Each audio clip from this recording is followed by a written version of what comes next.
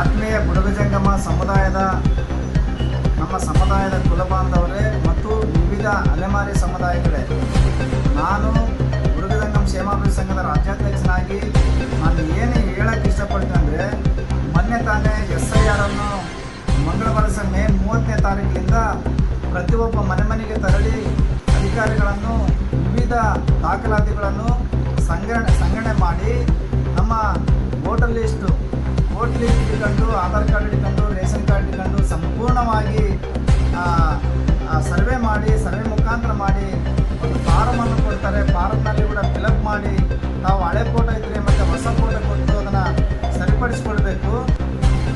ಒಂದು ವೇಳೆ ಇಡೀ ಅಲೆಮಾರಿಗಳು ಮತ್ತು ನಮ್ಮ ಬುಡಗ ಜಂಗಮ ಸಮುದಾಯ ಸಂಪೂರ್ಣವಾಗಿ ಈ SIR ಇಂದ ನಮ್ಮನ್ನೆಲ್ಲಿ ಕೈ ಬಿಡ್ತಾರೆ ಅನ್ನೋದು, ನಮ್ಮ ವೋಟ್ ಲಿಸ್ಟ್ ಏನಾದರೂ ಹೆಚ್ಚು ಕಡಿಮೆ ಆದರೆ ನಾವು ಈ ದೇಶದ ನಾಗರಿಕತೆಯನ್ನು ಮತ್ತು ನಮ್ಮ ವೋಟು ಹಕ್ಕನ್ನು ಕೂಡ ಕಳ್ಕೊಂಬ ಭೀತಿ ಎದುರಾಗಿದೆ ಬಂಧುಗಳೇ.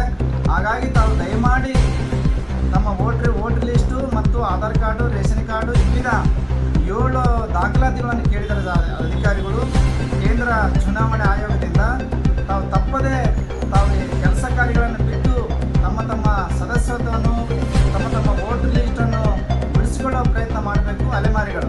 ಒಂದು ವೇಳೆ ತಾವು ಸರಿಯಾದ ದಾಖಲಾತಿಗಳು ತಾವೇನಾದರೂ ಕೊಟ್ಟಿಲ್ಲ ಅಂದರೆ ನೀವು ಮುಂದಿನ ಚುನಾವಣೆಯಲ್ಲಿ ವೋಟ್ ಹಾಕೋದಕ್ಕೆ ನೀವು ಬರೋದಿಲ್ಲ.